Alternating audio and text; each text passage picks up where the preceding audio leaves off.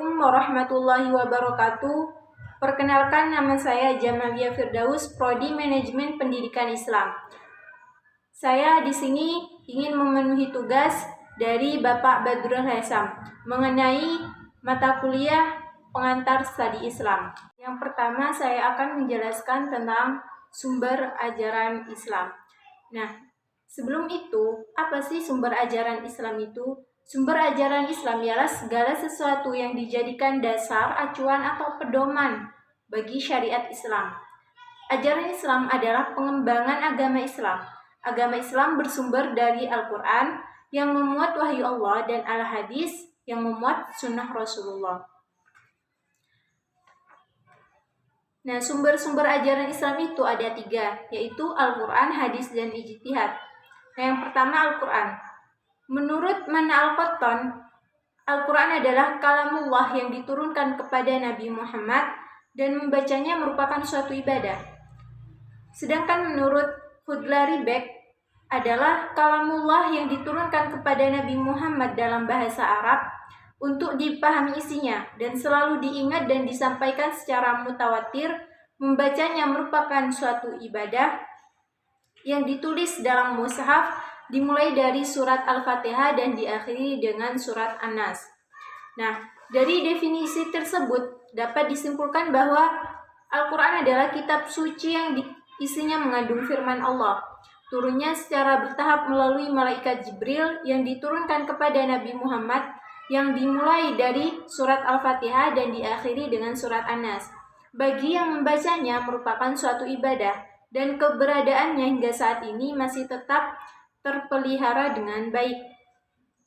Nah, fungsi-fungsi Al-Quran itu sendiri yaitu sebagai nasihat atau mau'izah. Yang kedua, Al-Quran sebagai obat atau asyifa.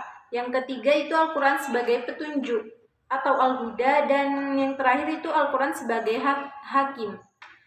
Nah, pelajaran Islam kedua yaitu hadis. Para ahli memberikan definisi hadis yang berbeda-beda. Ahli hadis mengatakan bahwa hadis adalah sesuatu yang disandarkan kepada Nabi Muhammad, baik berupa perkataan, perbuatan, maupun ketetapan Nabi Muhammad. Menurut ahli usul, hadis adalah semua perkataan Nabi, perbuatan, takrirnya yang berkaitan dengan hukum-hukum syarak dan ketetapannya. Menurut ahli fikih mengatakan bahwa hadis adalah segala sesuatu yang ditetapkan oleh Nabi Muhammad, tetapi tidak termasuk kategori fardu. Ketetapan itu berupa perjalanan hidup yang menjadi panutan dalam urusan keagamaan, bukan fardu. Nah, dari definisi tersebut dapat disimpulkan bahwa hadis adalah segala sesuatu yang bersumber dari Nabi Muhammad, baik perkataan, perbuatan, maupun ketetapan yang berhubungan erat dengan hukum-hukum atau ketetapan-ketetapan Allah yang disyariatkan kepada manusia. Hadis itu adalah sumber ajaran Islam yang kedua. Nah, fungsi hadis itu sendiri yaitu hadis memiliki fungsi yang pada intinya sejalan dengan Al-Quran. Keberadaan hadis tidak dapat dijelaskan dari adanya sebagian ayat Al-Quran, yaitu bersifat global yang memerlukan perincian, bersifat umum yang menghendaki pengecualian, bersifat mutlak yang menghendaki pembatasan, dan isyarat Al-Quran yang mengandung makna lebih dari satu, yang menghendaki penetapan makna yang akan dipakai dari dua makna tersebut. Ajaran Islam ketiga yaitu ijtihad.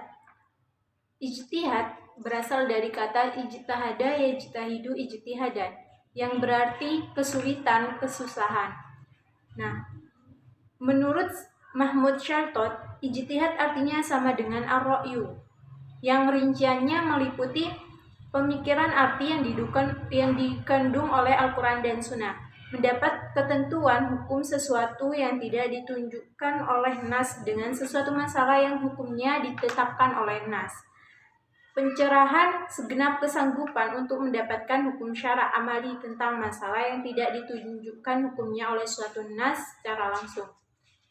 Nah, fungsi ijtihad itu sendiri yaitu sebagai salah satu alat untuk menentukan hukum tentang segala persoalan yang baru terjadi.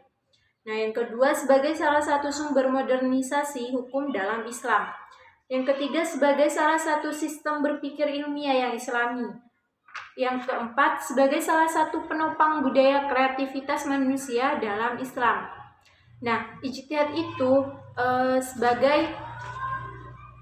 sebagai penguat dari kedua sumber ajaran Islam itu, yaitu Al-Quran dan hadis.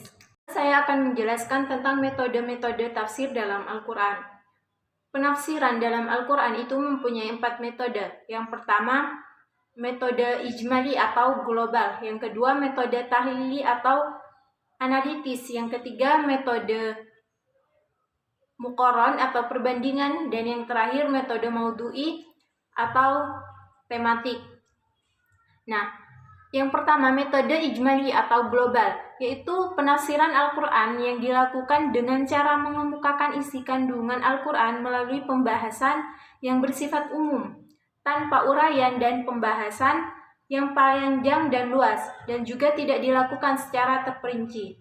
Nah, yang kedua, metode tahlili atau analitis, yaitu menjelaskan dan menguraikan kandungan ayat-ayat Al-Quran dari seluruh sisinya, sesuai urutan ayat di dalam suatu surat.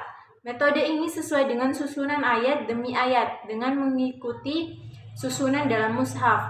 Nah, yang ketiga, metode muqaran atau perbandingan, yaitu yang membandingkan ayat-ayat Al-Quran yang memiliki persamaan yang membicarakan tentang masalah yang berbeda bagi masalah yang sama atau kasus yang diduga sama. Nah, yang terakhir, metode maudhu'i, yaitu menjelaskan ayat-ayat yang terkumpul dalam satu tema dengan memperhatikan urutan dengan tertib turunnya ayat tersebut.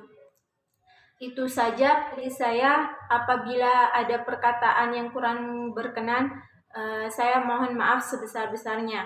Billahi taufiq wal hidayah. Assalamualaikum warahmatullahi wabarakatuh.